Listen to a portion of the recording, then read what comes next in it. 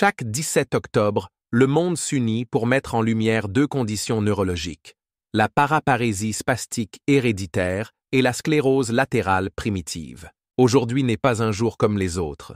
C'est une déclaration mondiale, un acte de solidarité des patients, des familles et des personnes qui soutiennent. Sur tous les continents, des associations de patients ont demandé à l'Organisation mondiale de la santé et à l'Organisation des Nations unies de proclamer cette journée mondiale. L'union de ces 17 associations de patients de 15 pays différents représente l'espoir, l'unité et le pouvoir de la communauté des personnes touchées par ces pathologies. Mais cette journée est plus qu'une simple sensibilisation, c'est un hommage. Il y a plus de 100 ans, Camilo Golgi et Santiago Ramón y Cajal ont remporté le prix Nobel de médecine. Camilo Golgi, connu pour la découverte des dictyosomes et sa méthode innovante de coloration, qui a permis à Santiago Ramón y Cajal de développer la théorie neuronale. La doctrine du neurone est l'idée fondamentale aujourd'hui, selon laquelle les neurones sont la formation de base et fonctionnelle du système nerveux. La théorie a été développée par Santiago Ramón y Cajal à la fin du XIXe siècle et postulait que les neurones sont des cellules discrètes, non connectées pour former un tissu, des entités génétiquement et métaboliquement distinctes qui ont un corps cellulaire et des extensions axonales et dendritiques, et que la transmission neuronale est toujours unidirectionnelle, des dendrites au soma, puis aux arborisations de l'axone.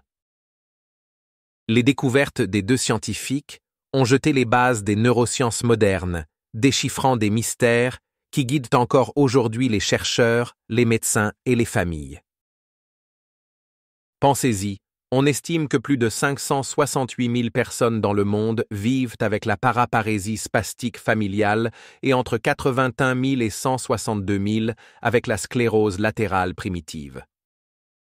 Pendant trop longtemps, ces conditions sont passées inaperçues, laissant les patients et les familles en quête de réponses, de soutien et de compréhension. C'est pourquoi cette journée est importante. Nous voulons rappeler ce que nous recherchons. Premièrement, sensibiliser et aider la société à nous voir. Deuxièmement, éduquer, car le savoir est un pouvoir, surtout dans les maladies rares. Troisièmement, apporter du soutien à chaque patient, chaque soignant, chaque membre de la famille.